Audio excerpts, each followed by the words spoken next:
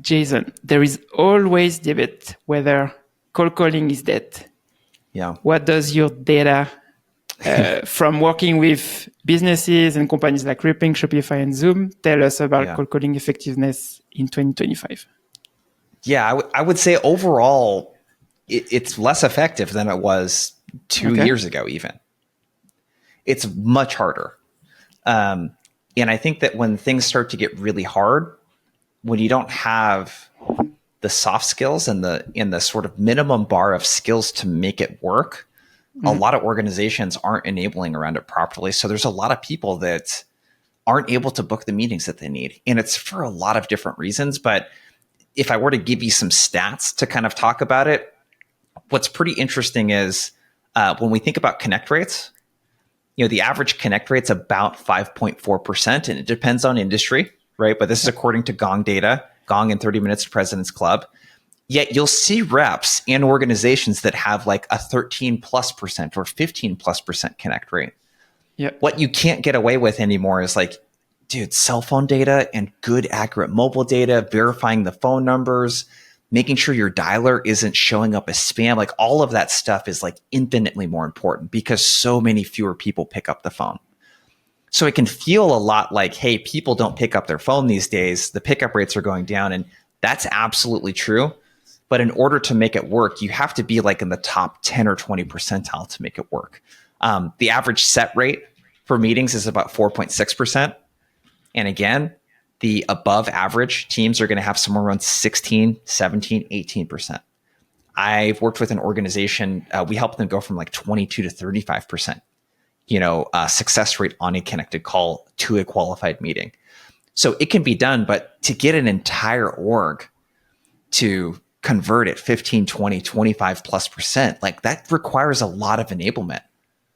It requires a lot of training. It requires frontline leaders that really know what they're doing. And most organizations, this sort of hit them by surprise a year or two ago when it seemed like people stopped responding to emails and calls and all of that kind of stuff. So is cold calling dead? No, it's not dead. It's far from that, but it's certainly as a whole less effective.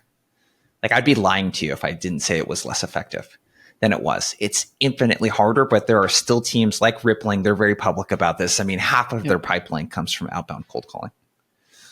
So you just got to be smarter about it. Yeah. And I agree with you on that. Also, just a stat about what you're saying about the success rate. I think it's, I don't know a lot of reps or companies achieving this success rate. We're going to unpack that today. But I think, 20+%, 30%, it's really top tier for cold calls. 100%. If we go back to cold calling, connect rate specifically, I know some companies, for example, calling cybersecurity for cybersecurity products, and they have like 1% to 2% connect rate, which is low. But that's the average for cybersecurity. And then you have like companies like Honor, they call restaurant owners, and they have like 16% connect rate with decision makers. So obviously, like you said, depends on the industry. But for me, like you said, I really think cold calling, you have enablement, what you say on the phone, but also the operation side of cold calling, having the right phone number and stuff like that really make also your team successful. Yeah.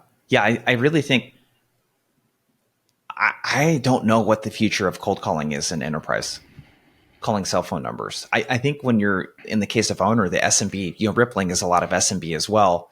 I think calling into a business or you're calling into a corporate line, there's going to be a substantially higher pickup rate when you do that, when you're not calling direct cell phones.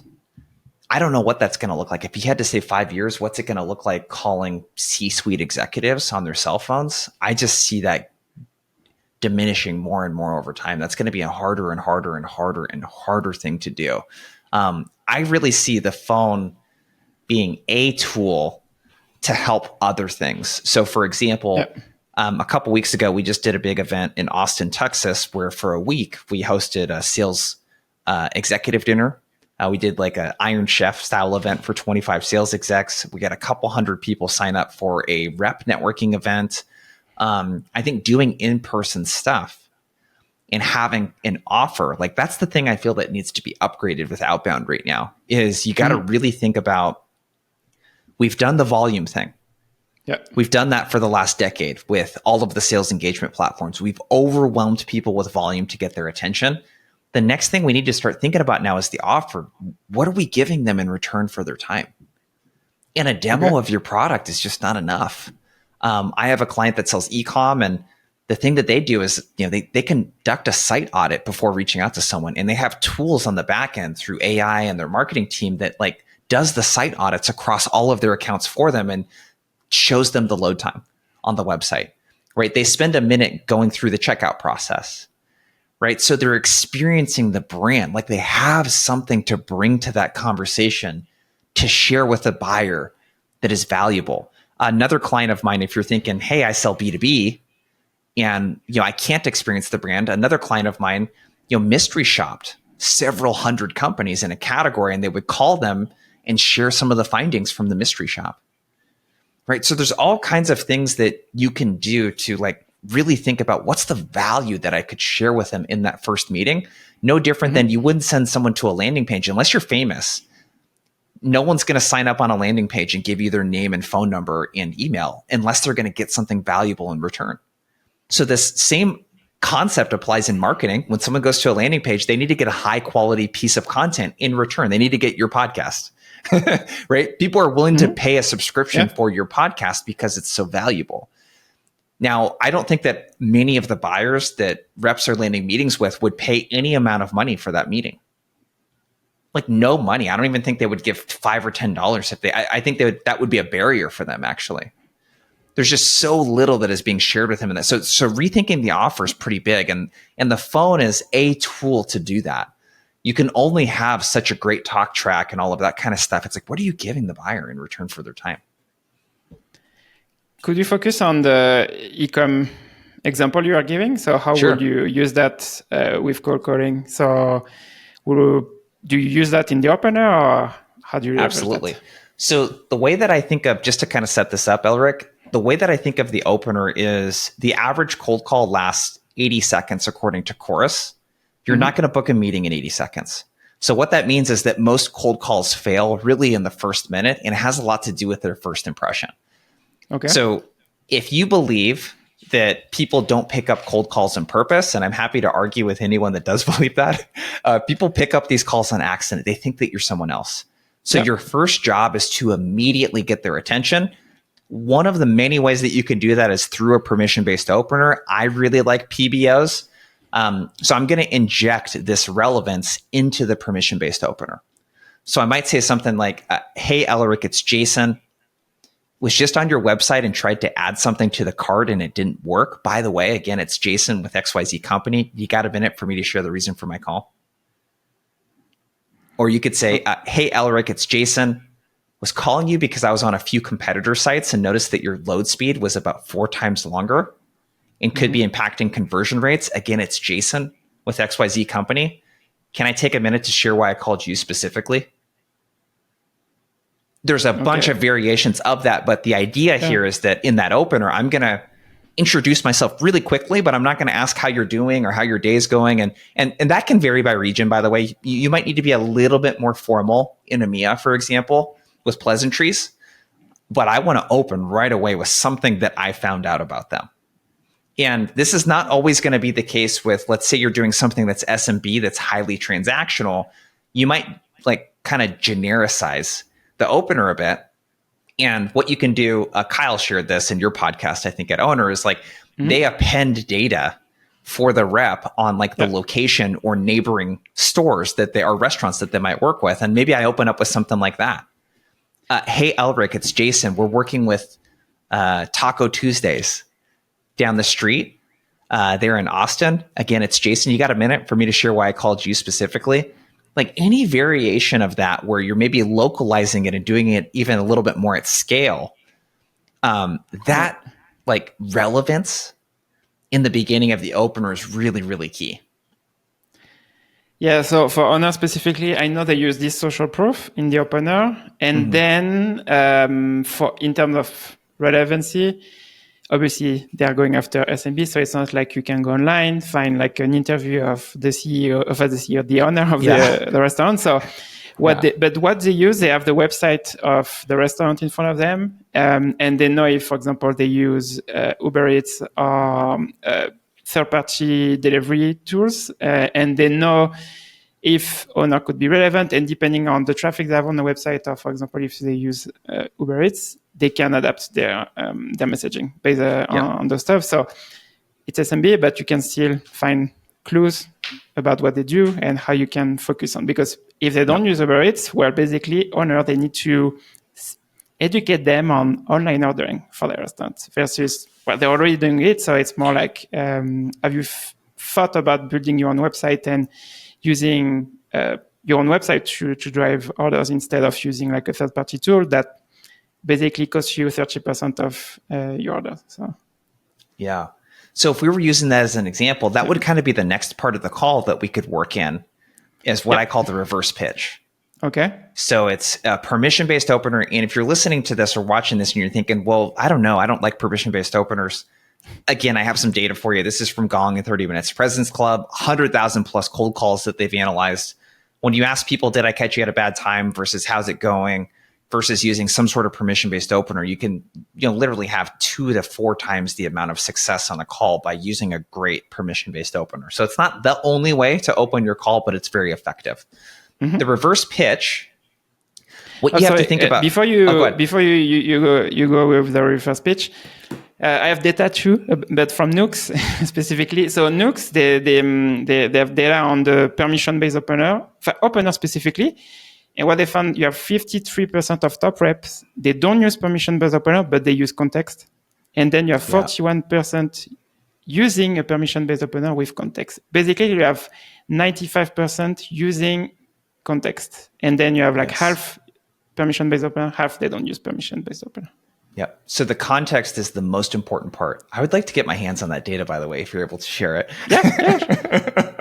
I would. So I think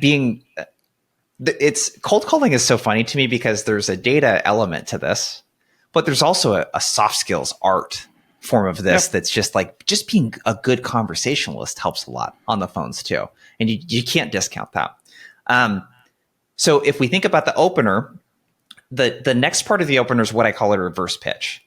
Mm-hmm. So where reps makes the most common mistakes here is they start to talk a lot about their product and they start to get really solution focused. And what I want to do is the reverse of that. I want to talk about the problems that people like them are having.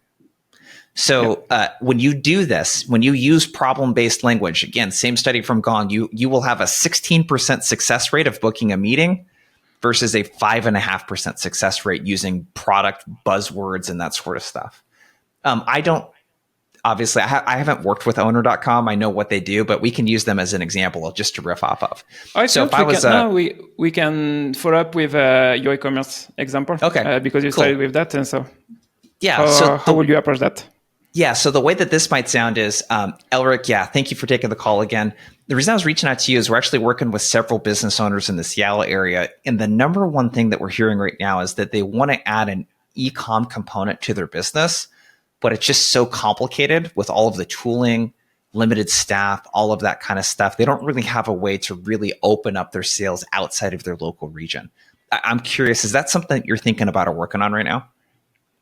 So I'm giving the problem, I'm speaking in customer voice.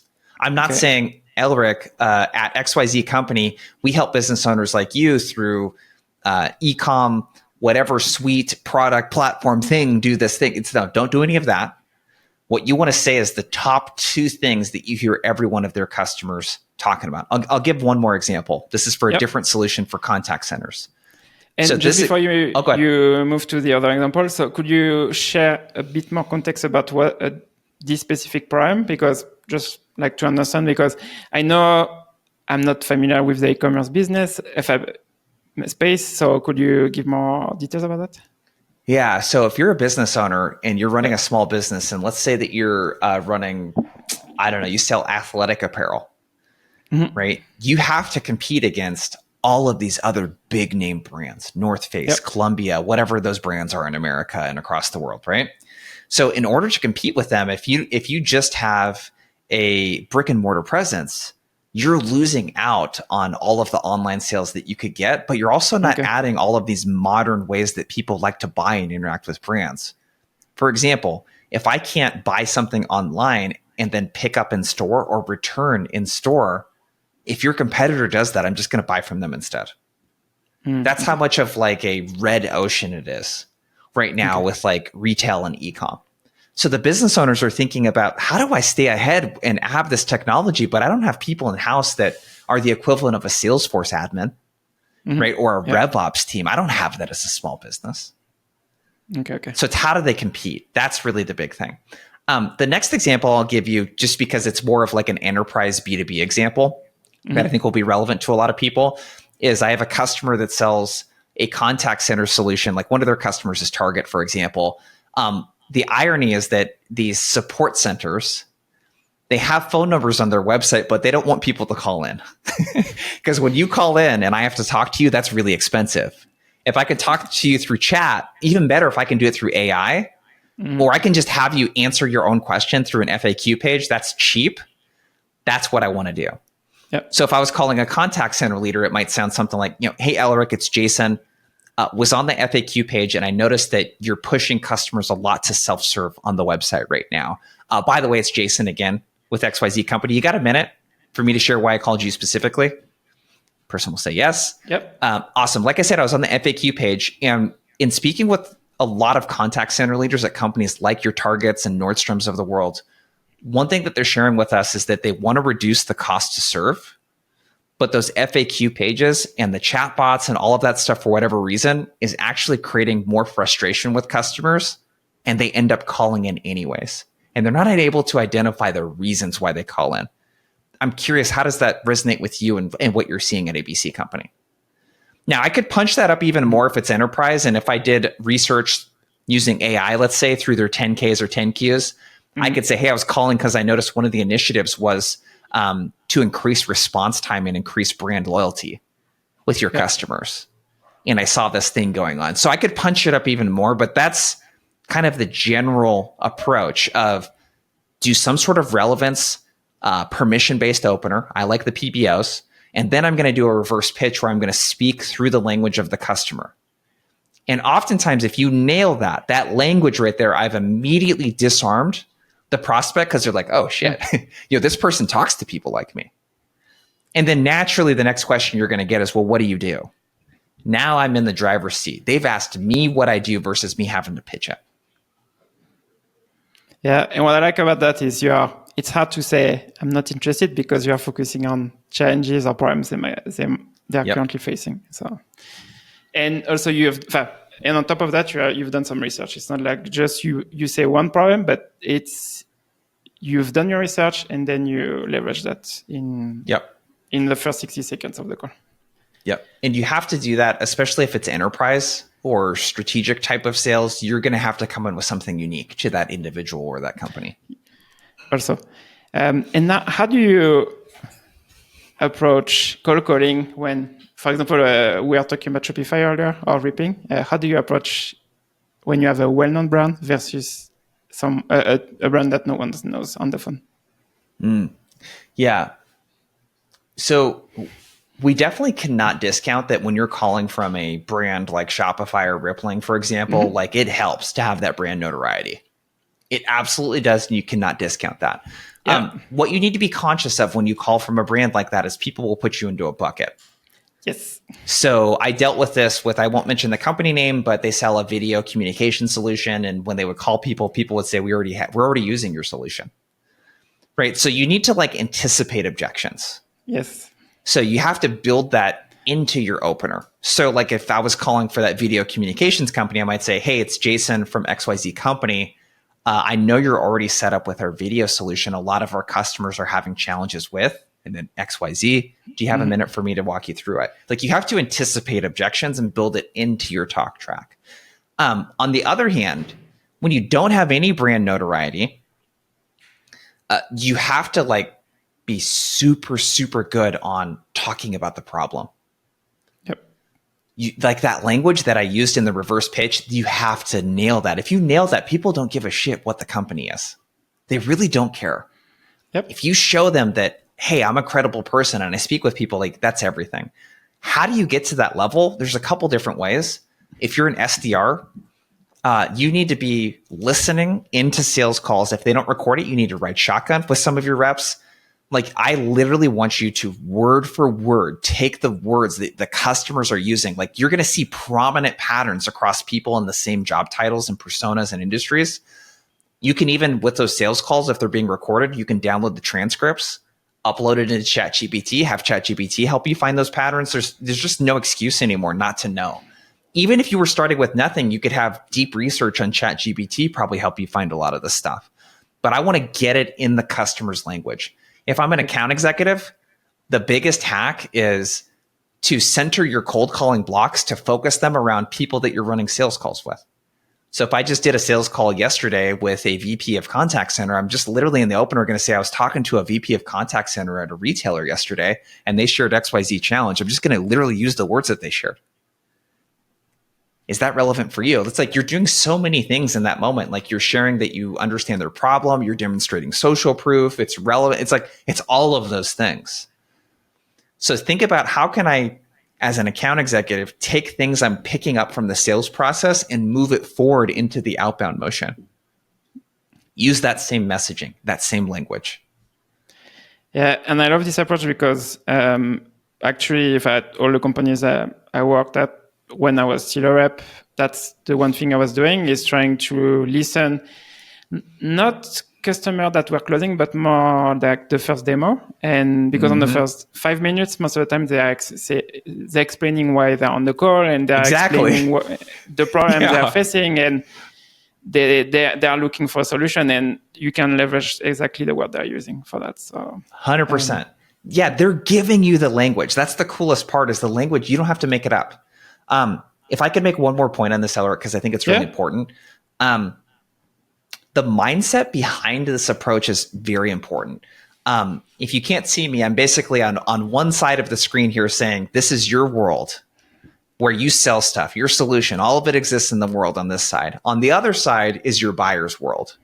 When you do outbound, they didn't come to you asking for information on your product or service. You have to meet them in their world first. You have to speak in a language that they understand. The mutual language between buyer and seller is their priorities, their problems. You bring them over to the solution later on in the sales process. You do not do that during the outbound process. You have to meet them in their world. And that's what this is all about, is the quickest way to add context to what you do is to explain it through their problems. That's how you add context really, really quickly. And if we think about just context specifically, I learned something also because I used to work at Chili Pepper, and Chili Pepper, they're very famous for the scaling part that you can embed on your website. And I always had like the mindset of how we were talking to marketing leaders versus other personas. And like a year ago, I was working with a company and I was selling a solution internally for this specific use case. And when I was talking to the CEO of the company, he didn't care about the same things about the marketing leaders. But something that clicked with him specifically was when I started to talk about competitors, because competitors of his company were using similar solutions. And when I started talking about his competitors, that's when he started, okay, maybe we should think about this solution. I say, okay, that's interesting to have like different perspective, because it's not because for marketing leaders, they might care about a few things, but specifically this CEO, and I think other CEOs might care more about competitor versus the marketing leader about the drop off on demo requests, for example. So back to what I brought up originally at the beginning, when you think about ways to get someone's attention, there was the volume. We talked about offer. The next one is relevance. And that's where that fits into the relevance bucket. It's the buyer's priorities. It's their problems. It's their competitors. It's what's going on in their industry. Like if I can really contextualize things for them, that's another great way to get people's attention. Yes. Now let's focus on if I'm a leader, SDR leader or VP of sales, and if they could only focus on improving one element of their team's cold calling, what would drive the biggest results? Yeah. I think the biggest thing is, and it depends on where you're getting started from. Let's like use a common example of, let's say you're trying to get your AEs to do more self-sourcing and they're not doing a lot of it right now. Mm-hmm. What I refer to, what we call at Outbound Squad, is the weekly rhythm. Okay. That's what you want to develop first. The weekly rhythm is the equivalent of, if we're trying to make exercise a habit, let's just get to the gym on a regular basis. Let's before we optimize the workout and the meal plan, let's just make sure we're exercising regularly. Yep. So the weekly rhythm is, you want to really think about habit stacking. So instead of creating new things for you and your reps to do, let's just bolt things into the consistent stuff that's happening every week already. Every sales manager is likely doing a one-on-one with their rep, and they're likely doing a weekly team meeting. There's likely some sort of all hands call. There's monthly business reviews. There's QBRs. Okay. So how can we insert pipe gen and outbound into the existing meetings that we already have?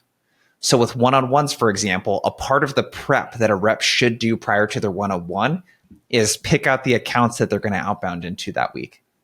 And they need to bring that into the meeting. They need to bring in and brainstorm messaging that they might use, calls at them when they're making their calls.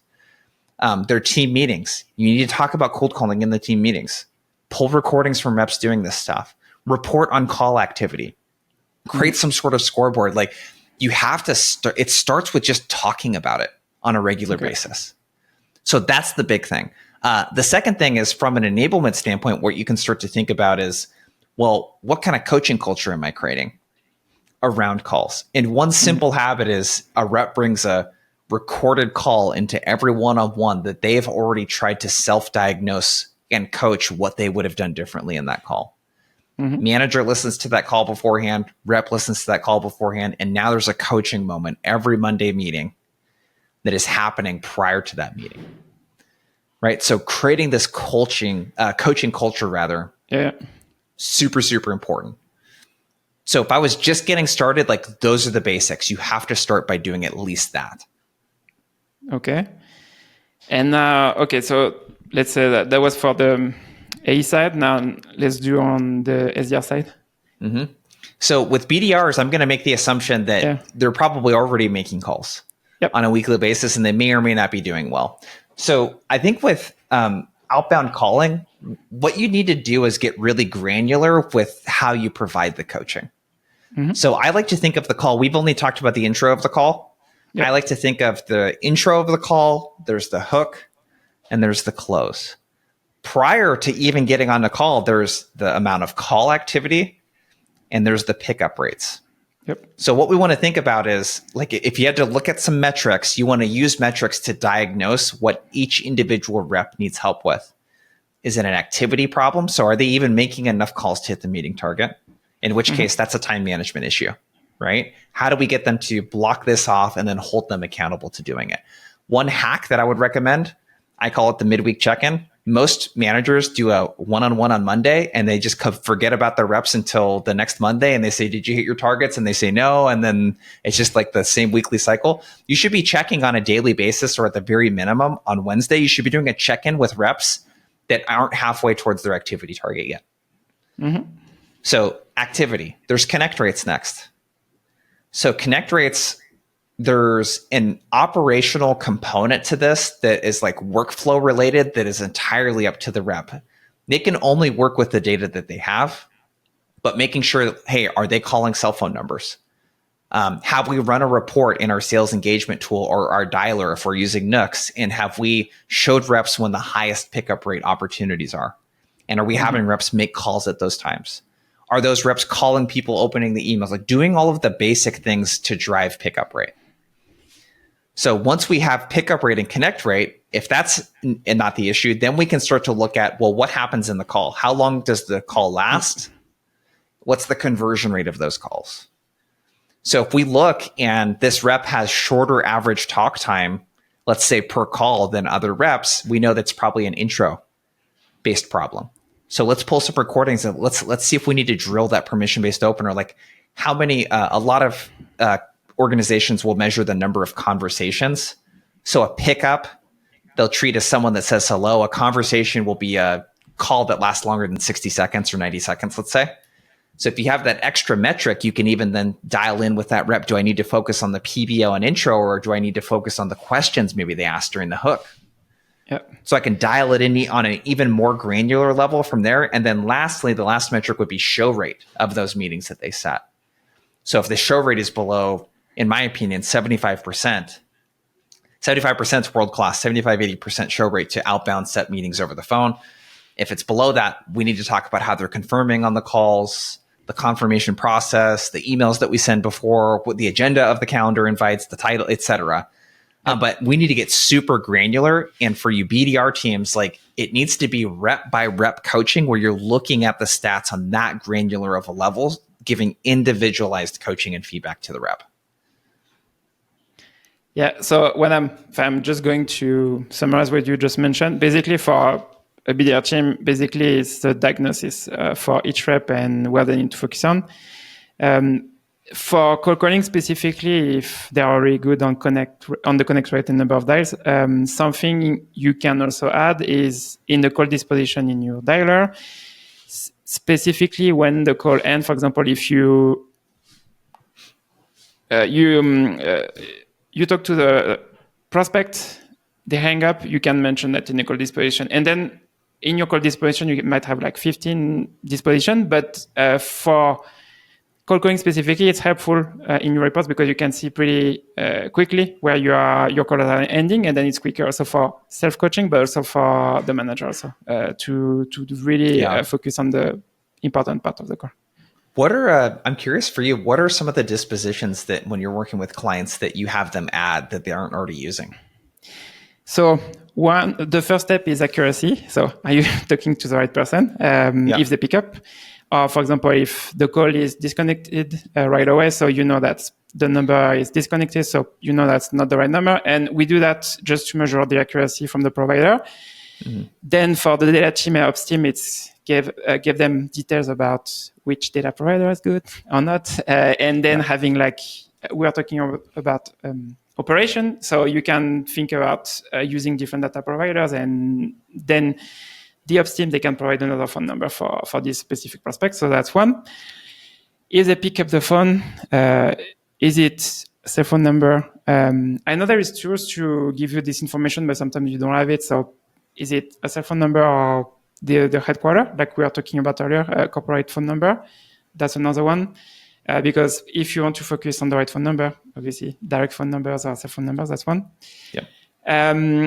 If it's the right person, did you say your permission-based opener, yes or no? Did they say yes?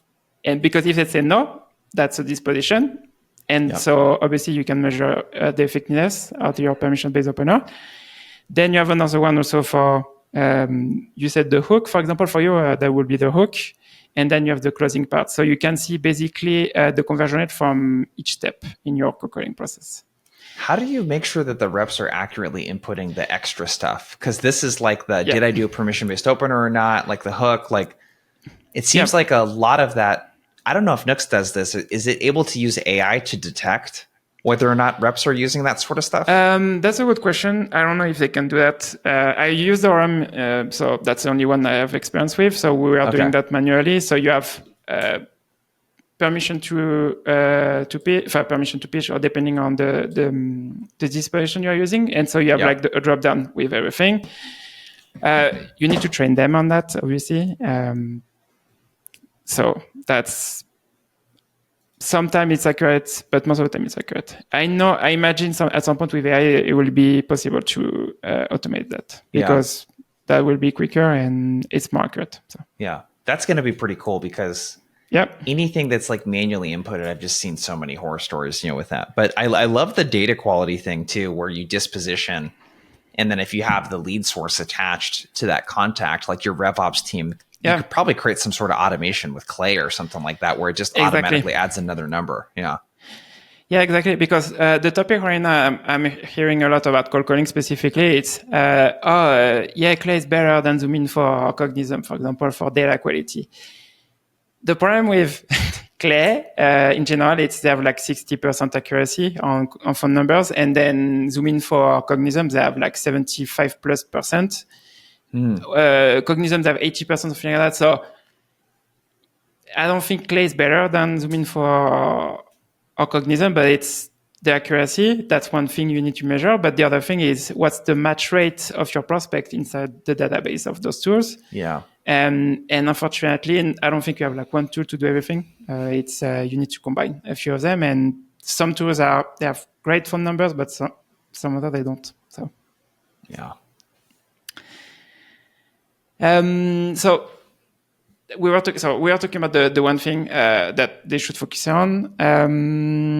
We talked about the connect rates.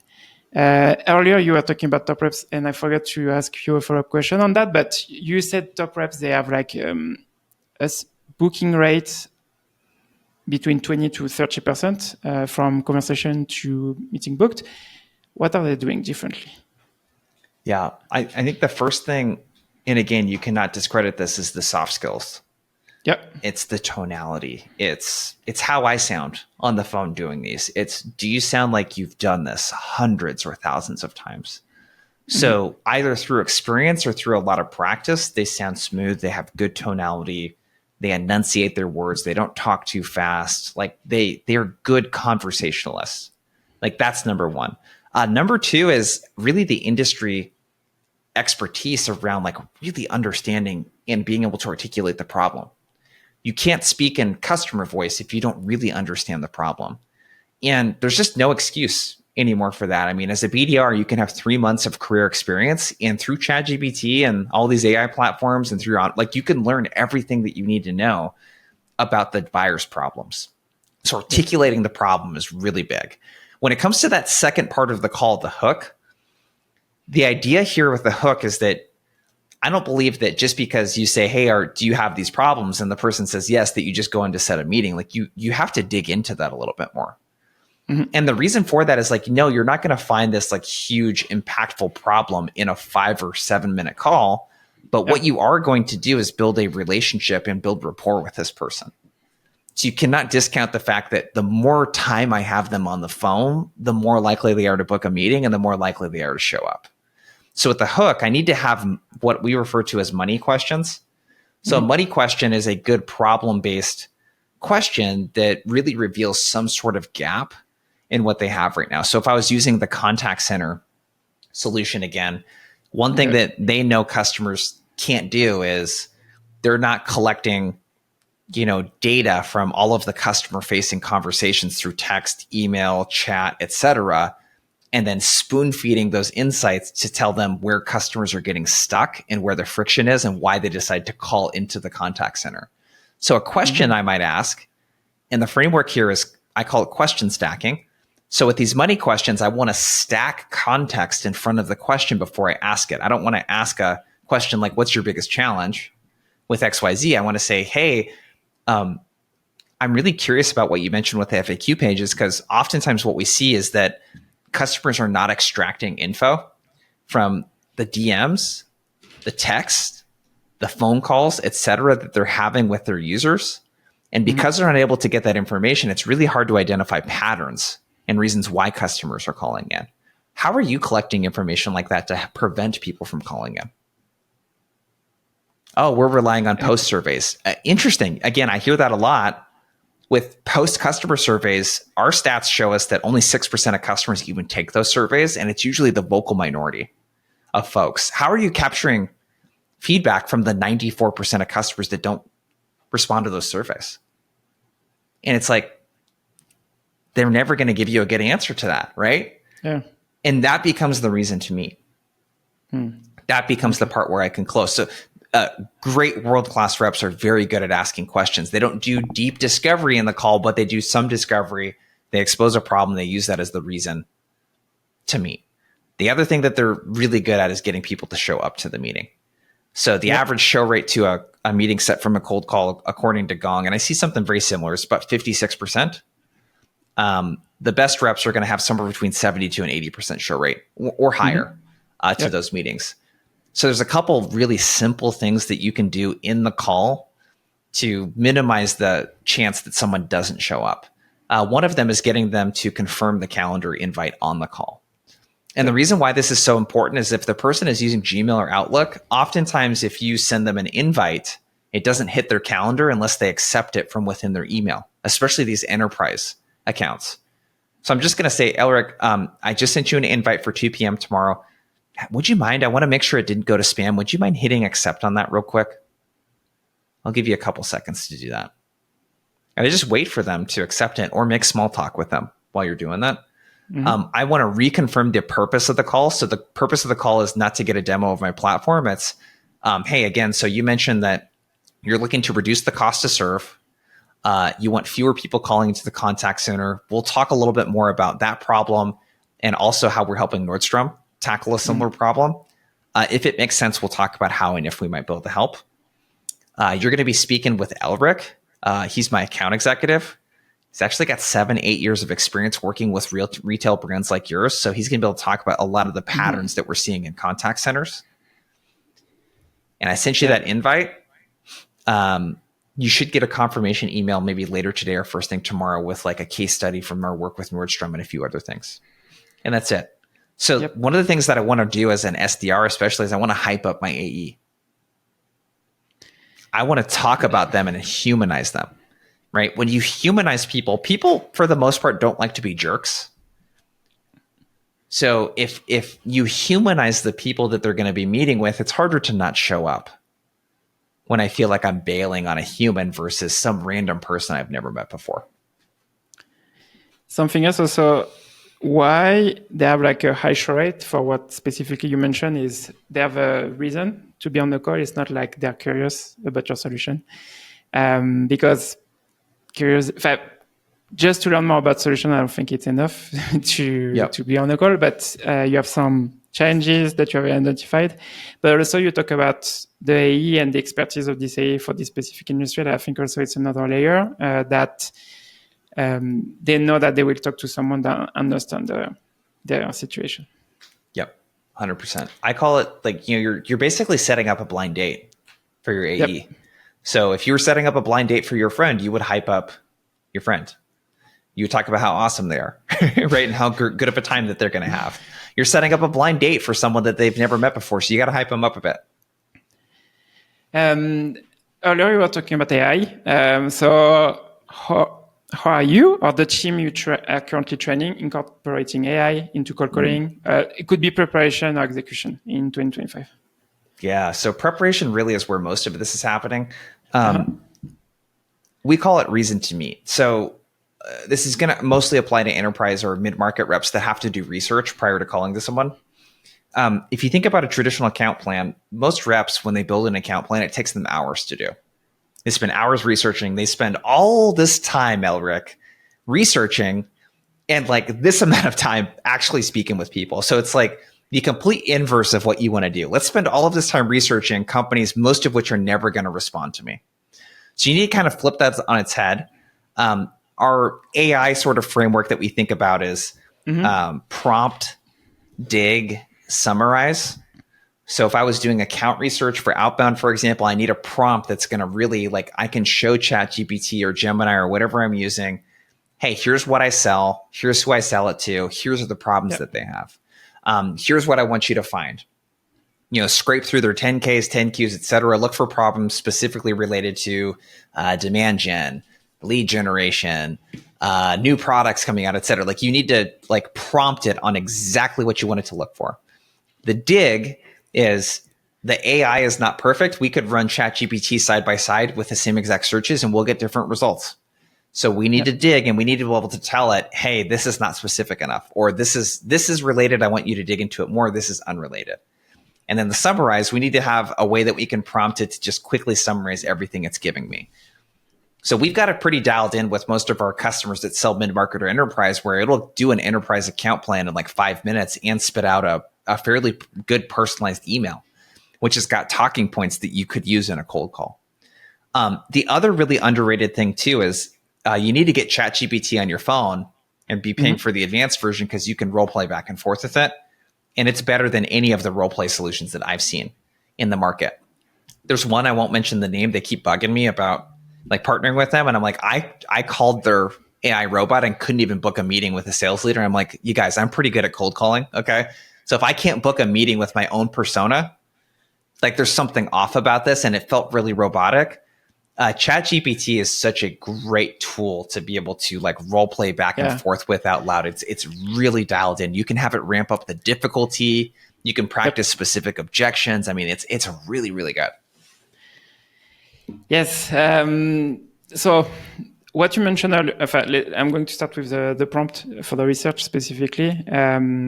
Using the specific pain points you can solve, it's key for the prompt because the AI, for ChatGPT in general, or the other tools, they are not good enough yet to understand the pain points that you are solving. So you need to be specific about that for your research.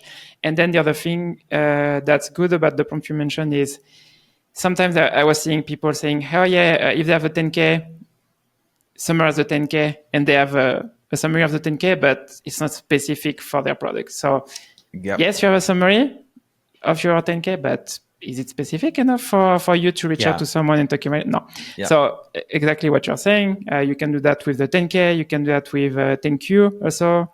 Interviews, videos, and stuff like that I know right now with I'm using Perplexity, I think better for the research actually than ChatGPT, but actually ChatGPT is getting better with deep research, and it's pretty good. I'm pretty surprised. They pick up pretty quickly against Perplexity. So I'm trying both to see the result of both. But the deep research really allow you to have like doing AI, the research on top of the executive of the account, also on top of the 10K, and it's amazing. Yeah. If we go back to the role play, you mentioned about ChatGPT. I was playing with it, and yeah, it's amazing because it's really well trained, I would say, in terms of coding. You need to train it, obviously, because you need to use your framework to train it, and then I created a prompt to do that. So you have like the cold calling role play, but then you have the AI. They can give you feedback about your role play. So I think it's great for cold calling. Yeah, I mean, it's so much better than role playing with a person, because you can tell it how difficult you want it to be. You can tell it to pretend to be the CMO at XYZ company that you're reaching out to. I mean, you could tell it to realistically do a lot of those things. It's pretty cool. I know there is one tool specifically that Kyle mentioned on the podcast that they use Avaro AI, and basically you can use your own calls to train the AI model. So the AI is not like making up stuff. It's using real conversation, and so you can practice with this. And I think that's next level to do that, because it's not like trained on. It's really trained on your situation. So if you had to compress all your cold calling wisdom into 3 non-negotiable principles, what would they be? Oh man, 3 non-negotiable principles. I think one of them is the habit is more important than the outcome. This is just like exercise, just like eating healthy. The habit of doing this on a regular basis is way more important than how that call block went. Yep. So you got to make sure to do that. The second one would be customer voice over product voice. When in doubt, I'm always going to speak from the voice of the customer about their problems, etc. Lastly, I don't want to, I want to be mindful of the connection between how I interact with people in my personal life and my professional life. And the point that I'm making here is that a lot of people transform into a different human when they cold call or when they hop on sales calls. They start talking like this, and they're like, "Hey, Elric," they talk like they're talking to a little kid or a dog or something, right? They use up talk, customer voice, etc. So treat them like a human. You're talking with another human, like you need to be conversational, keep it casual, not unprofessional, but keep it casual and conversational, and it's going to serve you really well. Nice. Just to follow up on practice, you mentioned practice, and we didn't talk about cold call relectors, how to handle rejection specifically for cold calling. I'm sorry, I just have a delivery. Can you give me 1 sec? Yeah, no problem.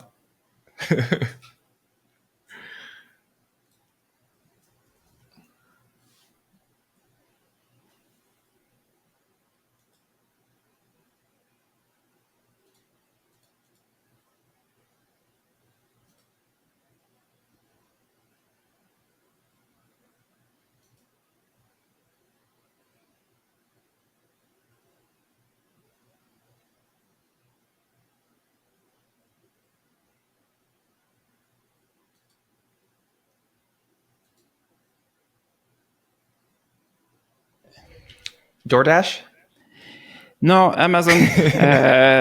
Yeah, we need the code just for the delivery for this one. The food for my dog. So, So fancy dog food. Love it. No, it's cheaper on Amazon than buying it from the shop. So there we go. Okay, so sorry. So we are talking about practicing specifically, and I think that's it. Practicing, I think it's underestimated for cold calling specifically. And for sure. The other day was recording a webinar with a French company. With Cognizant for the French market.